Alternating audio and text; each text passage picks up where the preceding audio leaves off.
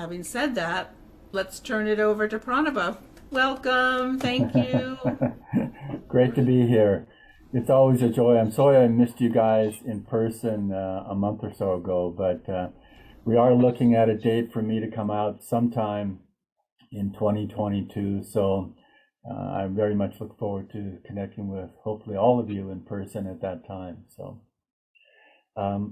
this week's reading from Rays of the One Light has a lot of different things to focus on.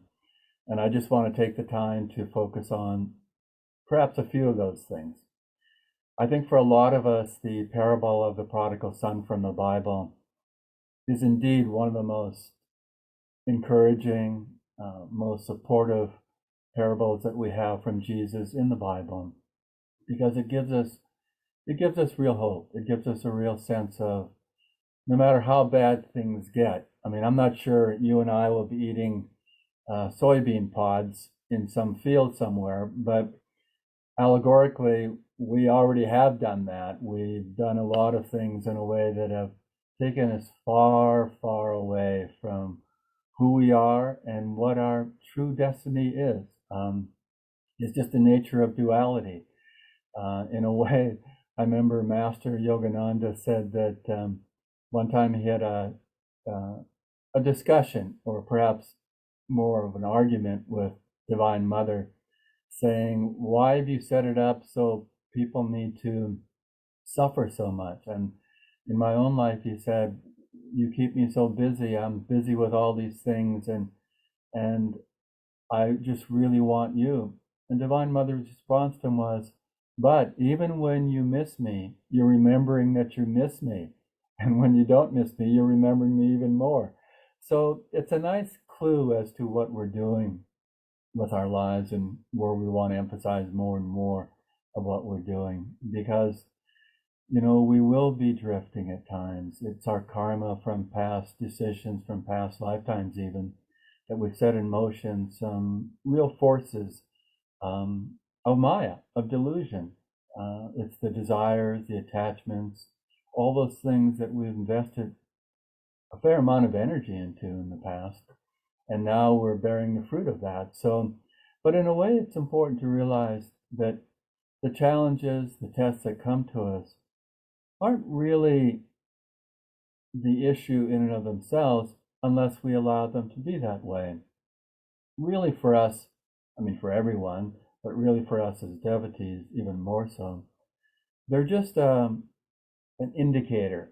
They're a feedback mechanism to reflect on who we are at that point in time. And so the test shouldn't be taken as we're being subjugated to these overwhelming difficulties, but rather the tests are, oh, well, where am I at? What am I doing in this situation? Where is my consciousness? Where is my energy? Where is my awareness? Because if we can do that, now remember the prodigal son, in the low point of him being far away and not having food and housing or anything to deal with, still remembers his father and what it was really like to be in his father's presence and working for his father on the land they had. So always remember that wherever we're at with seems like a lowest point or close to that low point, we can always reflect, we can always come to the focus of, where am I going? What am I really doing at this point in my life? And that's the encouragement the parable has for us, that it doesn't matter what's happening, what decisions we've made to be out there on the periphery of our lives, because the promise is, and that's the heading in Rays of the One Light, as you heard earlier, the promise of the scriptures. It's a promise that the divine will never abandon us. We will always be in that embrace. We may not cognize it. We may not be able to understand that that's happening, but that's because we're, again, in our desires and attachments. But as the Bhagavad Gita says, for the yogi who can come to that calmness within, that center within, then they will realize that they have Brahma. They will realize their oneness in God. And so that's the real promise that's been given to us. And that's incredibly important to try to tune into all the time. As the saying goes, reap the harvest when the sun is happening, so that when the weather turns and it's blustery and it's storming, that we still remember what it's like to be in that sunshine, and to remember that all the time. So we have the clues, we have the keys, we have the steps, we have the approach that we can take for this.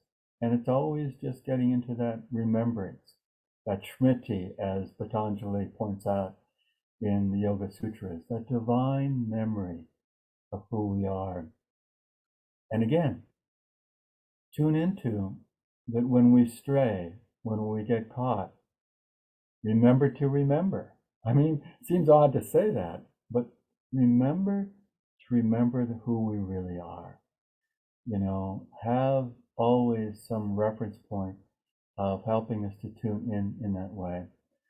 I think maybe for some of us, maybe for a lot of us, I know I do this every night before I go to bed. I just sit there and meditate for a bit, because usually I've meditated longer earlier in the evening or late afternoon. But no matter what I have done with my meditations, I always just sit for some more meditation right before lying down to go to sleep. And I tune into really what has happened to me for the day. I don't really go into a lot of specifics and details anymore. I used to. But now I just try to feel the essence behind some of the episodes during this day, what has happened on the battlefield. And I try to acknowledge, that went really well, or maybe that wasn't the best energy I gave to that situation, or the best awareness I gave to that person that I encountered. And so I acknowledge that and tune into, how do I offer this up? How do I release this? And how do I become who I really want to be? I remember years ago, Swami Kriyananda gave a workshop, and it was on self-acceptance, accepting the self. And I remember clearly two very important points from that about what self-acceptance really is for each one of us. And the first one was to accept that each one of us is a child of God, that our true destiny is to come back into that experience of our oneness in God, that we are that omniscient, omnipresent, ever-pervading oneness that God is. But then he emphasized also that self-acceptance as an important tool is to accept that we have shortcomings, and to realize that in accepting them, we can work with them and move past them. And it's important to understand that we're not identifying with those shortcomings. That's not what self-acceptance means. It means we're able to understand that those things are happening through us. But that isn't who we are. And we need to let go of that judgment. Oh, I failed, I'm no good, I'm just not worthy, because we have shortcomings. No, remember, the shortcomings are the springboard for us to say, let's do something about it. Recently, I got an email from someone, actually it's through our chat room that we have on ananda.org website. You'll see in the lower right-hand corner, there's a thing called Intercom, which is a chat room for people to be live or just post something. And someone posted this comment about something I had done in a public setting. And, at first there was this little kind of response to it from my subconscious tendencies, my subconscious mind. And then I thought, no, let me look at this. Let me actually pay attention to this. And really focused on it and realized, yeah, there's some truth in this. There's some benefit I can gain from tuning into this. That maybe I've stretched out a little bit on the periphery in one way or another. Let me come back to a deeper center. So after I went through this process, I emailed her back and said to her, I deeply appreciate your comments and your suggestions, and I will take them to heart. And she was very sweet in her response back then to that response from me. She just said, it's wonderful to see when people aren't defensive in their response to something. I didn't mean to be critical. I just wanted to add an encouragement.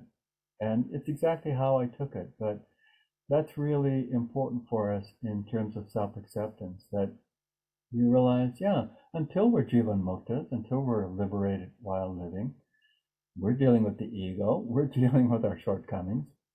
But first of all, don't identify that that's who you are, those shortcomings. And secondly, can they be springboards for me to grow in the right direction? Can I refine my experience of who I am? Can I touch on something deeper in myself? Can I explore a more expansive awareness in myself? And so these are all possibilities that we have before us in this way. But one of the ways that we can also tune into the parable of the prodigal son is to that quality of unconditional love that God is giving us. That there is always that offering of support in the way that we are needing it in our own lives. Again, sometimes we're blinded. We don't recognize that. We feel defensive, whatever it might be. But the more we can step back in that calmness and centeredness and tune into that unconditional love of the divine, then we can turn around and be instruments for that unconditional love to those around us, to the world at large, in effect, especially in these crazy times, where we can really just feel part of why each one of us is here, incarnated at this time, is to be an instrument of that unconditional love, of feeling that we can go beyond just sympathy. Sympathy is, in a sense, simply put, where we feel sorry for someone or for those around us. And then empathy is understood in a more subtle way as where we feel a deeper reality connection with someone that's suffering. We've been there. We've done that in a similar way that person is suffering in front of us. And compassion is where we refine that even more. Compassion is where our care, our concern, our support of others is activated. It means we're doing more than just wishing for someone's betterment. We're tuning in. We're tuning into healing prayers. We're maybe writing a card. We're maybe offering a text message, whatever it might be to that person, where we're engaging in supporting that person's energy to shift. With healing prayers, that's what we do, really. We're not so much healing that person per se. We're becoming pure instruments, so the healing force of the divine can be magnetically drawn to the person we're praying for that's in need of healing. And it's in their receptivity, their openness to that flow of energy, then healing can indeed be manifest in their lives. That's a certainty that the great ones, the great masters, our guru, have said many, many times that can be very real. But knowing that God's love is always there for us unconditionally, then let's be prodded by that to likewise serve as an instrument in that same way. Because in that prayer that's attributed to St. Francis, that actually is truly a prayer of William the Conqueror, and who of course we know is an incarnation of Yogananda, it says, "It is in pardoning that we are pardoned. It is in love that we are love. And so we feel the power of that if we open up as an instrument for those blessings to touch other people. This is tremendous. This gets us out of the deep holes of darkness, of depression, of being judgmental on ourselves, of feeling unworthy about ourselves. We have the power, with that grace of the divine flowing through us, with the blessings of our masters, of our guru. We have the surety that we will arrive at the destination of more and more of who we really are. This is what the scriptures are really emphasizing, and the parable of the prodigal son brings to light in a very real way, that we can know with surety, with certainty, that we are in that divine flow all the time. And even when we feel weakened by getting caught by our karma, by our desires, our attachments, just remember to remember. I mean, it's just an odd concept, but remember that, oh, I've forgotten, and now I'm remembering to remember why I'm really here, no matter what challenges, what afflictions of karma test us. We always have the ability to turn towards the light and to be in that grace of God. And this is tremendous for us. It is the gift we're given as we awaken to ourselves as devotees, of really knowing that through our offerings, our attitudes, especially through our meditation, that we can be transformed. And that transformation isn't making us something other than who we are. It's in effect truly allowing us to become who we really are. We are that already, and we're uncovering. We're letting go of the identities, the coverings that can always be there for us. But we can always, in the midst of that, feel and know, like the prodigal son, that we can return home always to the divine love that God gives us all the time. Om, peace, amen. Now I want to give you a chance to ask questions. Who knows, you might get an answer, but at least you can ask questions. So maybe, Supriya, if you can read the questions from the chat room, if they come up that way, that might be easier. If you want to unmute and say a question, any of you, then that would be fine as well. We get to hear your melodious voice in that case. So. Yes, I think we've done this enough weeks now. We know how to do it. Just open your camera and open your mic if you would like to speak directly to Pranaba. And I'll watch the chat box and certainly relay those as well. So it's so nice to have so many people from all over online with us, for you to be with you today, Pranaba. Thank you.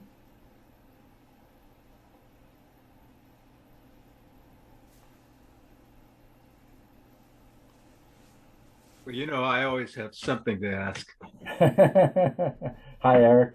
But it's interesting, that you had sometimes when somebody speaks, that there must be something in the collective because it answers exactly the question you've already had in your heart about it. I had a lovely birthday lunch yesterday with Mark and Maitri and Kevin, and it was really, really sweet. And we sat out and had some lovely Indian food and some incredible apple pie with apples from Colorado that Kevin brought. And it was, but anyway, it was really sweet. But there was a point when, Mark and I, we were discussing, and Kevin, we were discussing things that we disagreed on, having to do with like vaccines and 9/11 and, all the different people have so many opinions and get their information from so many sources. And there's but we feel it in our hearts when we've said something that perhaps, it's so easy to get into disagreements, even among friends. But, the whole world seems to be arguing on this side and that. And I'm just interested in how, obviously at Ananda Village and all the time you spent, including with that person, there's always that something that might come up, and you always want to lift it in some way, and especially even after we've already made them a quote mistake or something. So anything that you have along those lines that would be nice to hear. Yeah, I think for all of us, we have to realize that we will have differences in our outer selves with things, our thoughts, our opinions, our uh, ideas about how this would be better if this happened or this would happen. But once we take that as a given that there will be differences, it's more looking at what's the commonality. What's the precious gift that we have together. We've often had the saying, agree to disagree. And sometimes that's difficult, no doubt about it. But I know there are a few people here at Ananda Village that have different perspectives on, like you said, COVID-19 and all the ramifications of that. But I've had some real, like probably you had with Kevin and Mark, some real precious times in the last year and a half plus with some of those people. Yes. Because you're not dwelling on that, the challenges so much as you're tuning on to, well, how are you doing? What's happening for you? Mm-hmm. What's your life going forward with? And some of that may touch on some of those issues. That's natural. But usually, my sense is if we just say, I respect you as a person, I may not always respect your opinions or your thoughts or your behavior even, but we can always respect the person behind that, the soul qualities behind that. And I think it's also, I was just reading Master Yogananda, some article that someone, I'm not sure where it's from, maybe an old Crystal Clarity magazine or something like that. But Master said this thing about overcoming unkindness, which is interesting because he wasn't just saying being kind, but he said overcome the unkindness. And I thought, yeah, good point. Good point. I'm going to pay attention to this. But then he mentioned some specifics, which was, and it had to do with, I think, relationships like marriages, couples. Where he said you need to take the time. And this is also in Swami Kriyananda's book, The Secrets of Love, which I reread and reread and reread often, that take the little things in life and emphasize them. And he said, for instance, make sure you remembered important dates, such as birthdays. Yeah. And I thought, yeah, it's a very simple thing to do. So with some of the people that I have differing views on what's happened in the last year or two, I've made even more clearly the point of wishing them happy birthday. Mm-hmm. Now, I do that for a lot of people, but for these people, I wrap, in a sense, my aura much more around blessing them. And then I realize, I know my heart feels really open and expanded from doing that. My hope is that this other person will feel that as well, but I know I can't determine their response ever, even under the best of situations, best circumstances. But I know I can feel that, and I know the magnetism going to that other person. And so it's like that. I think in a way, I grew up being trained from a couple of my siblings about being more accepting of them and realizing, I mean, that I could never win an argument with them. I mean, they were always better at that. And I thought, really? It doesn't make a difference, And so I could have a sweetness with them. One time, one of my siblings really tore into me about differences of how I was approaching my life. And I thought, I'm just going to emphasize even more my healing prayers for this sibling. And a few years, and this was like 40 years ago that I started to do this with my sibling. But a few years ago, the son, my nephew, the son of my sibling, asked me, so how do you have such a positive perspective on my mother? He said, my aunt, my sister. And because he said, she doesn't necessarily have that with you. And I said, I don't worry about what she does, but I pray every day. I prayed over 4 decades, every day for her. Wow. Not specifying an outcome, not demanding God do something, have a change in her, but I'm just going to bless her. I'm just going to say a prayer for you. And he just thought, that really is the key, isn't it? I said, yeah, it was. So it was an interesting episode. Thank you for that. I was just thinking it was just the sweetest thing that, like, after we had discussed, it was a lovely time. This was just a small part of our conversation, but we really did care that we left each other in a certain way. And yet there was something in me I felt a little less than, because we always want to be able to express perfectly every time. And guess what? We don't. Yeah. And by the way, Ellen had a question in the chat. She wanted you to explain a little bit or elaborate a little bit more on wrapping your aura around people. Yeah, an interesting term, isn't it? Ellen, do you want to add anything? Oh, hi Pranaba. I loved the sound of that.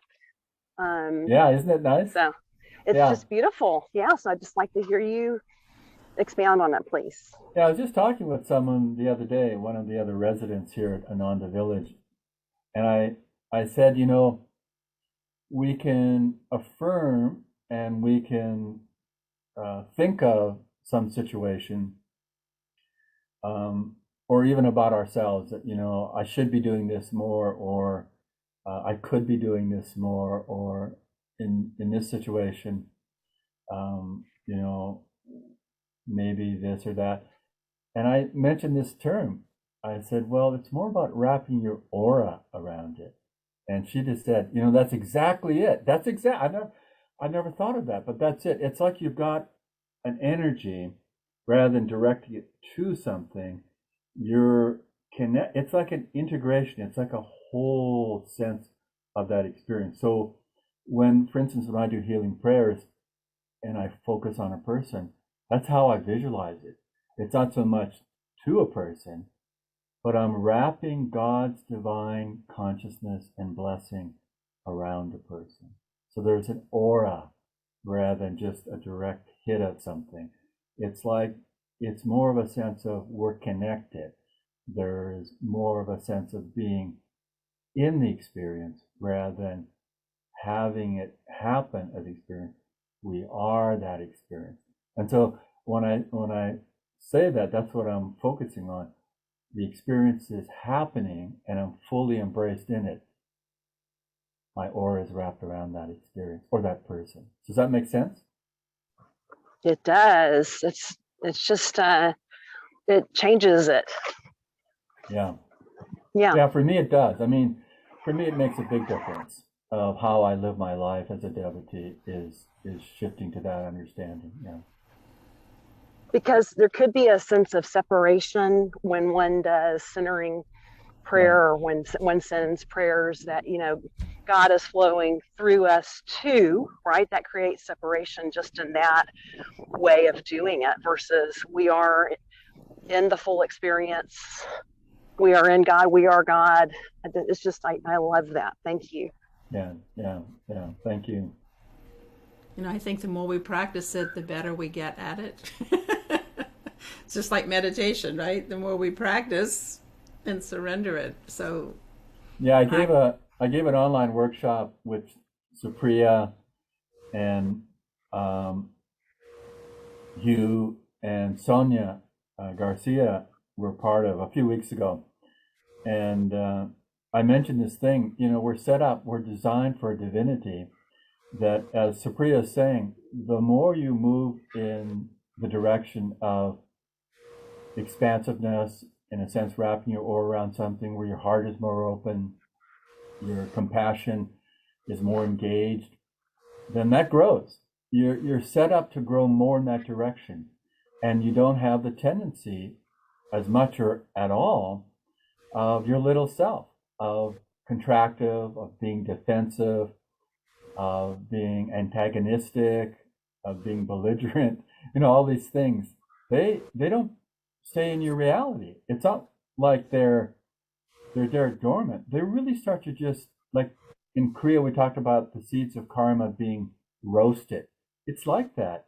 You roast the seeds of these negative tendencies, and your awareness, as Supriya is saying, gets better at the more positive, expansive qualities in our lives. So it's a good thing to remember the direction is important, that we keep moving where we want to go. And even if they seem like tiny, tiny incremental steps, they're significant if we keep moving that direction. So I'd like to read one little thing in the chat. It came in privately, but it's to you, Pranaba. It says, "Your comments have touched my heart today. I've been feeling a lot of regret about the past. Thank you for sending such loving energy."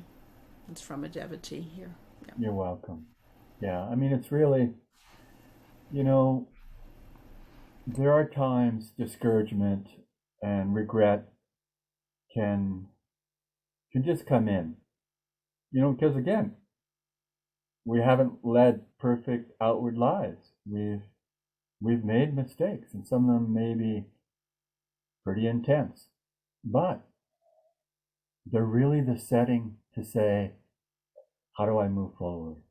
How do I open up more? In the song, I'm thinking of Christmas coming on soon. And one of the songs that often the Christmas concert will have included in is the Shawl of Goal, which is a lengthy song with a lot of verses, and it's about this little girl and this little boy that are out freezing in the cold with, just a flimsy shawl on as a covering and no food, and the story goes on. But one of the refrains towards the end is, it's kindness that broadens the human heart. It's kindness that broadens the human heart. And I thought, that really captures it, that if we initiate even a little bit of energy towards kindness coming through us, then kindness broadens our heart. We're able to feel more of that experience, and we're touched more, so that we become, in a sense, not only the receivers of that gift of kindness, but we empower that in ourselves to bring kindness to many other people. By the mere fact that we are who we are as devotees, we bring kindness to the world around us. That's a good thing to remember, that's there. And then we can increase that by acting more powerfully, more clearly as an instrument, and that kindness increases. And the kindness increases in ourselves as well. So blessings to all of you in this way. So I just wanted to say that, going back to the discussion that Eric and I had yesterday, speaking of kindness,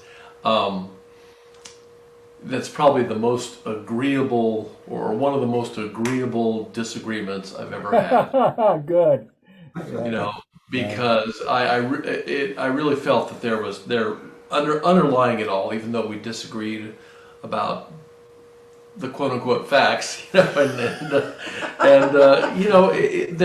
was just a sense, an underlying sense on both of us, I think, that we knew, having a discussion like this with a devotee is a little bit different, because you realize you're all going in the same direction anyway, and all of this is just Leela, and it's not in the final analysis, it's not going to matter that much, and I think kindness is the key. The kindness in even when we disagree with somebody, the kindness is really important.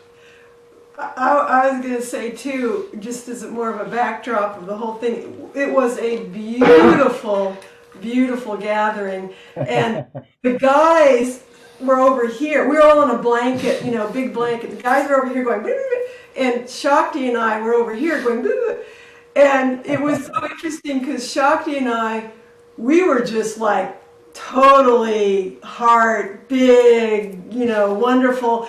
And every so often I heard this stuff over here, and I was thinking, oh, there's a nice balance here, because we were just having this love fest on this one side that was just, at least that was my experience of it. Anyway, it was really a blessing to spend that time with those folks, with Shakti and Eric, dear friends. So. Yeah. Yeah, it was good to hear them laughing over there while we're.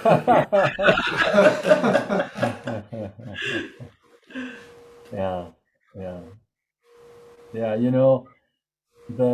The humor that we share as devotees is a real healing salve. It can help us deal with a lot of our karma, the wounds of our karma, so to speak. And so enjoying the company of one another, lifting the energy up, and having humor as a part of that can really be just a significant game changer in our lives. So I'm glad you guys had such an experience. So. Hi, Pranaba. Hi, Mike. Hey, you talked about design for divinity, which I really relate to, especially with the Kriya path. And I was wondering what you think about in terms of like each of our chakras. It's good to get them all in the positive flow or in the right kind of balance. And like you said, the seeds of karma roasted in all of the chakras.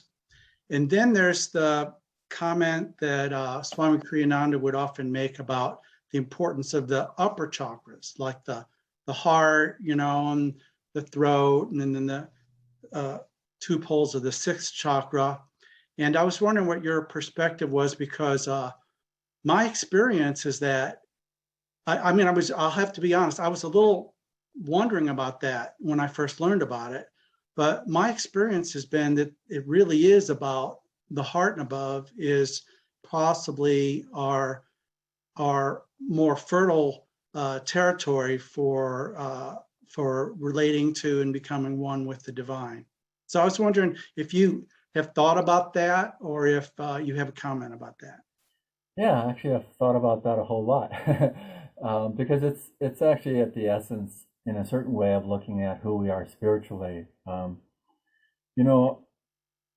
Part of what's happening is that there's polarity in Maya, in delusion, in creation. And so what we can do is always choose to be moving towards the positive, expansive side.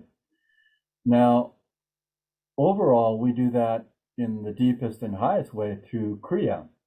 We're creating a magnetic flow of energy in the inner spine, in the Sushumna, in that inner spine. And in that energy flow, we have a magnetism that draws us inward, but it also draws the energy upward. And we're able to move the energy to the highest centers, to the Kudasthha, the spiritual eye, in that way. So that's probably the most direct, the most efficient, the most effective way that we're going to deal with all the chakras being brought into a positive magnetism. But when you look at our lives practically as well, you can also add to that and gain a lot from it, because in each of the chakras, including the lower chakras, that there are qualities. We know this from studying the chakras, from the emphasis that Master and Lahiri and Swamiji gave to them. But if you look at the base chakra, the Muladhara chakra, you realize that the element there is earth. And you realize earth can be grounding in a contractive way.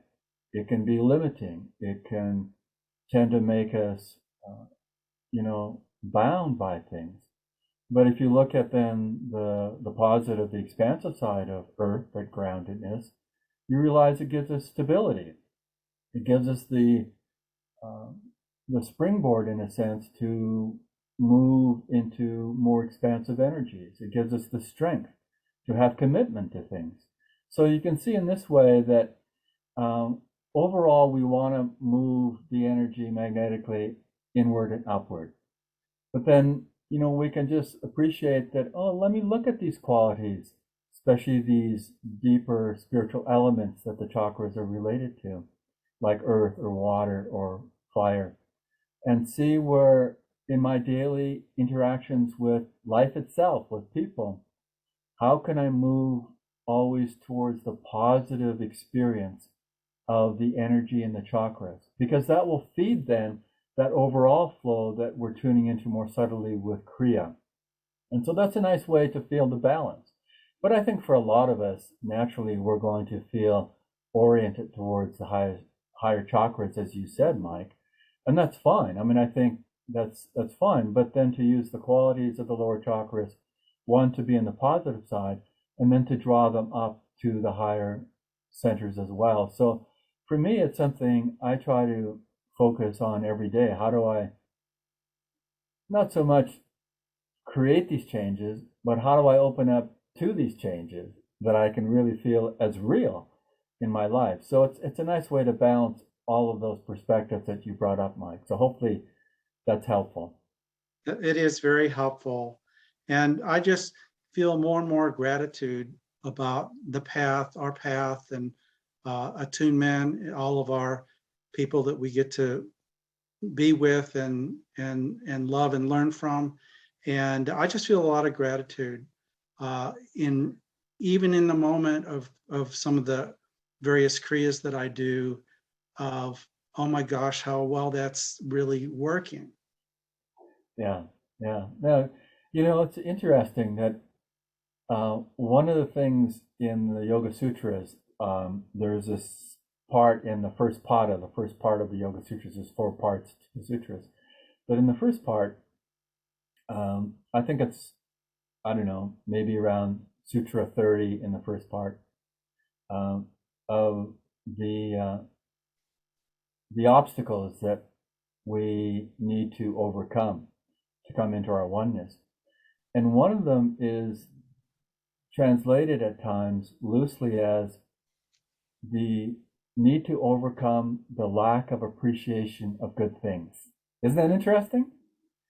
To overcome the lack of appreciation to good things. I thought, wow, that's good to know, because it orients our lives, as Mike was just expressing, to appreciate when it's really happening in that positive way. But not just to let it slide and say, yeah, well, whatever, and not to be attached to it, not to identify, yeah, wow, I'm doing really good, this is great, but more the sense of, this is good.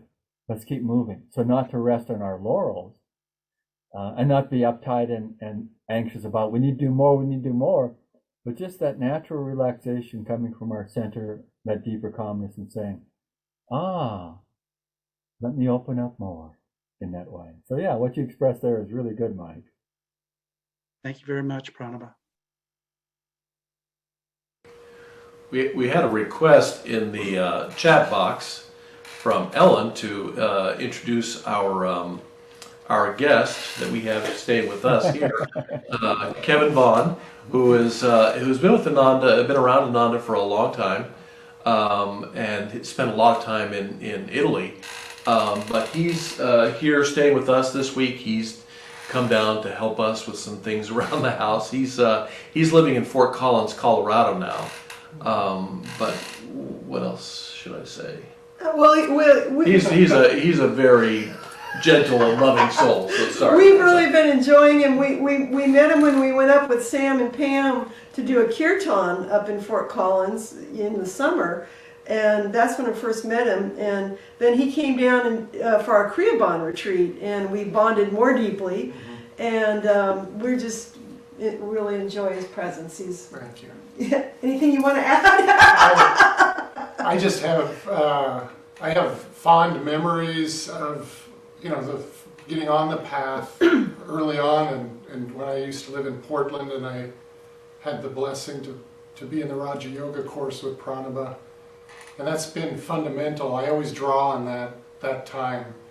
And I think that's so important, especially going through the hard times or different challenges throughout life is to go back and draw on those, expansive moments in one's life. And it just, it's really, like you were pointing out, Pranaba, moves us forward, when we just, the positive aspects, the little things that are happening, just focus on that, and that moves us in that direction. And no matter what's happening, it may seem like the world's falling apart, but it's really not. So. Yeah, well said. And I do remember you, Kevin, very much. So, yeah. Oh. Yeah. I was just going to add that in terms of the small world category, Kevin and I were actually both born in the same small town of Clovis, New Mexico. Wow. Wow. I grew up there, but his family moved on somewhere else. So it was like amazing. That was a mind-blowing moment. Yeah. When I found out. Yeah. Yeah, amazing. So I don't know, maybe I can share a little bit of news about Ananda Village. Please It do. might interest some of you, and maybe not others, but Please. bear with me. So some of you may know some of this news already, but I'll be redundant for those that know.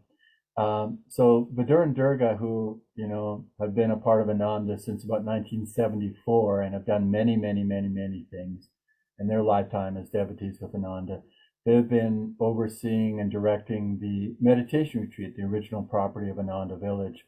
That's a number of miles away from the main part of the community. So they're actually going to step out of those roles. They've been doing it, I don't know, maybe 8, 9, 10 years. I can't remember how long, maybe more than that.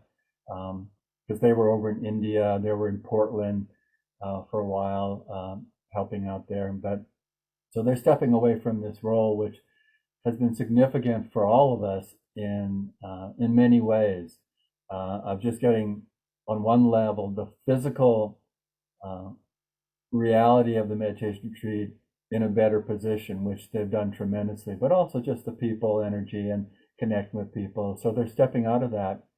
And Nayaswami, Sahaja, and Gopal are already stepping into that role.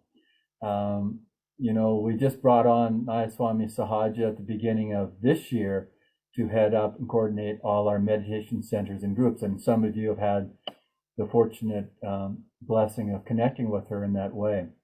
So she is stepping out of that role. Gopal was actually going to go and be on staff at the guest services with the Expanding Light as we open it. So that's changed, and he won't be doing that.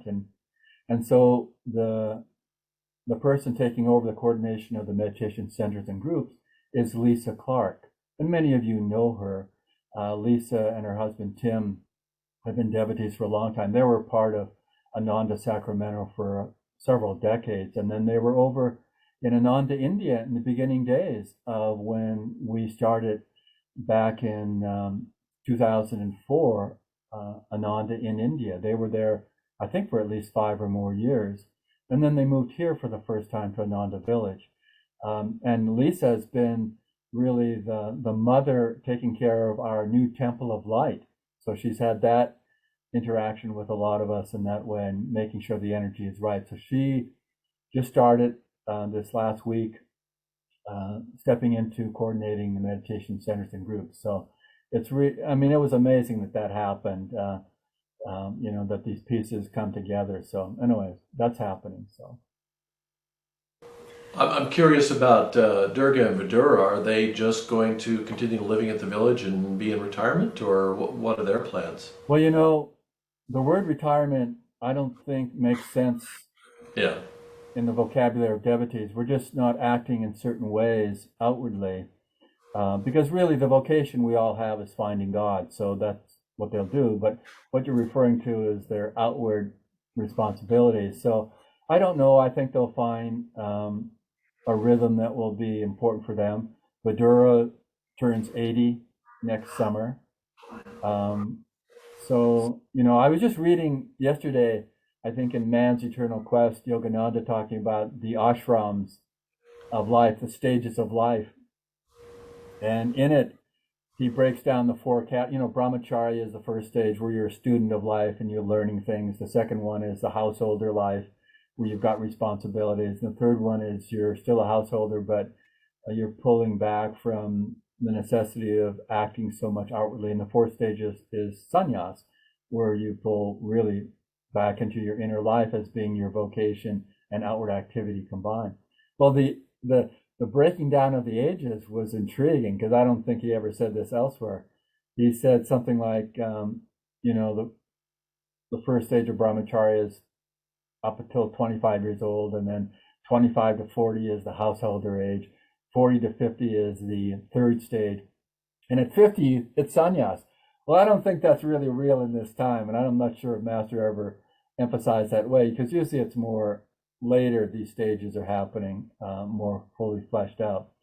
But anyways, I think Vidura Durga will be, like Savitri has done, those who know Nayaswami Savitri here at the village, will look at a more inward life and find the ways of serving that aren't as demanding with responsibilities. But I think for all those who know Durga and Dura, they'll still be active, but without a level of responsibility in their lives. So. Well, they certainly did a great job with the meditation retreat. Amazing. I had the opportunity to spend a couple of weeks doing karma yoga with them for about a year before the pandemic, and it was a great, wonderful experience. And they're both terrific people. Yeah, and very deep devotees. I was wondering too, this came up this morning for me, what's happening with the Living Discipleship program? Well, yeah, it's been interesting because Niranjana, who was leading it up prior to COVID happening, did the last one as a hybrid where people had to leave because it was in session, and so she did the latter portion of it online. And then we started to think about maybe that's the direction to go, depending on how long COVID lasted, doing online. And so a number of us, like Jyotish Devi, myself, Anandi, Nayaswami, Maria, met a lot with the team. But then things started to shift and we couldn't get it launched. And then one of the people involved supporting Niranjana was Anna Kirsch, who was a young person. And we asked her to with Darshana Moore to head up the Expanding Light as we went forward. So that kind of changed her life completely from being involved in living discipleship. And then we realized from feedback from a lot of other people that really what was needed going forward was having the in-person experience as the priority. So Nayaswami Maria, she's with Ananta, and Nayaswami Sahaja will head it up. So the next time it will be offered will be the fall of 2022. So we're setting that in motion and moving that direction. And we'll see what that does with maybe a partial hybrid online version. We're not quite sure at this point. We're allowing Maria and Sahaja to kind of filter through a lot of the things that we had set in motion and talked about. So, Well, so you'll let us know. We'll not have to search for that info. Yeah, I mean, just look at it this way. Sahaja, who knows how you guys operate as a meditation center, is going to be one of the people directing the Living Discipleship course. So she's fully aware of what that means to make sure people are informed well in advance. So, yeah. Will Niranjana continue to be involved with Living Discipleship, or is she stepping aside? She's stepping aside, yeah. Also, for clarification, are Anna and Darshana leading the Expanding Light? Correct. Okay. So Anna is one N Anna. Actually, her name is Anastasia, but she goes by Anna, A-N-A, and Darshana. Because we have a Darshana in Michigan that we just made a light bearer minister. So it always gets confusing when we bring up names. But anyways, Darshana Moore, who had been married to Turiya, who passed away a few years ago, she moved here almost a year ago. And so they, along with Sundara and Nanda Devi, and a few others, are really happening. I mean, one of the shifts, we're making a number of shifts with people. Again, people are more important than things, that Brahmacharya Prasad, who's in charge of our monastery here at Ananda Village, from the beginning that he has been involved here at the village, and even prior to that with Ananda Palo Alto, was our main computer programmer. He's no longer doing that. He's actually working 2 jobs. He's at the guest services, dealing with guest registering at the Expanding Light Retreat, and he's working in the gardens at Crystal Hermitage. So a major change for him as well. And we're just looking at a number of people.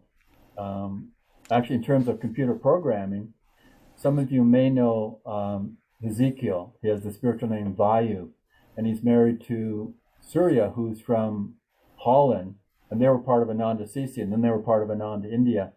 And they've moved to outside of Montreal and Quebec, where his family is for the time being. But he's going to take over from Naba, who's been a vital part of our computer world and our websites since really the early 2000s. And he's going to start looking at different things in his life. So we're making the dynamic moves with, again, people, what's right for people. Even though it's like, you got to be kidding, you're not going to do this anymore for us? We're still saying, no, let's move this forward, because the person and their growth needs to be considered as a priority with all of this. So. Hearing all of this, some of it is new to us, some of it we knew about, but it's wonderful, it's exciting, it's scary, fill in all the adjectives that we want to. But I just want to assure everyone here in Texas and our Texas family, even if you're not in Texas, that, I feel like Pranaba has Ananda, Texas, at least with his aura wrapped around us. Not that he's attached to anything, but, if ever they find somebody there at the village who, it would benefit them to send them out into the boondocks for a while, he knows Texas is here. I'll just say that. Yeah. I mean, I get in trouble because I keep bringing up, Ananda, Texas needs a minister, Ananda, East Coast needs a minister, Ananda, Michigan needs a minister. So Ananda, no, Monterey, you've got Nirmaha, you guys are fine. You just wiped them out. Yeah. They're gone. You can come up again, Pam. But it's one of those things where it's in the forefront of my mind because I've been to a lot of these situations. I travel a lot, and we started Ananda in Texas. We started Ananda in Seattle. We were integral in really developing Ananda Portland, and we were at the beginning days of Ananda Sisi in Italy. And so I well know from personal experience exactly what Pam is feeling and wanting to have happen. And it's just looking at, how does this really work overall? So it's never slipped away from my awareness of these possibilities. And I've actually talked with a number of people personally about, maybe at some point this might be a good step for them to do. So I think it's something we need to keep looking at and expand what's happening. So I will keep you all in mind, including not only Dallas and Chico and Monterey Bay and other places in our awareness. So thank you. I know Shiva's been being very patient, so let's see what Shiva has to offer. Hey, Thank Shiva, you, good to see you. Namaste. Good to see you. So I jumped in as soon as I saw your name. So it was a little late, but I have one thing to expand to what you said. Self-acceptance. Can you comment on where we draw a line between, say, if we have weakness and we are growing towards, and if we accept our weakness, it kind of shunts the growth. What? Right? Well, it's the tendency in delusion to have that consequence, but it really doesn't have to happen. It's like saying, I'm wearing blue today. I happen to wear blue every day. But anyways, it's just a color. It's not me that I'm associating with. So I can at least have that objectivity about this is what I do in life. But as devotees, we need to step back and say, yeah, it's part of my clothing, it's part of my manifestation in a sense, but it doesn't mean that's who I am. And the more that we train ourselves in that way, we can accept that we've got a shortcoming as being just part of our makeup. It doesn't identify who we are. And I think that's the challenge, is that we so readily, even more with negative qualities or shortcomings, will identify and judge ourselves. Oh, I'm just no good. I'm not good at doing that. Or rather than saying, maybe I'm doing the best I can as my attitude, and I'm growing in this experience. But I mean, if we're not recognizing where our shortcomings are, we can easily just get into avoidance and denial. On the other hand, we don't accept that this shortcoming is our definition of who we are. And so walking that fine line is the essence of the devotee all the time. We're refined in that experience of knowing that. But probably a lot of us, maybe you haven't, all of you, I don't know, but I have. Were there times as a devotee at night, I feel I've blown it pretty badly, and I'll weep. But in that weeping, I'm trying to open up to, this is yours, Master. This is yours, Divine Mother. This isn't who I am. This is just like my clothing, something that's on me, but it isn't who I am. And then I let go of even the weeping. I just feel, the clarity, and my heart opening, not so much from an emotional situation, but a sense of just a freedom, a lightness in that. But yeah, this isn't who I am. I appreciate I tend to do this. Like this email I got from this woman the other day. At first I was kind of like, I don't want to be told, my shortcomings. And then I thought, I don't have to accept the shortcoming as who I am.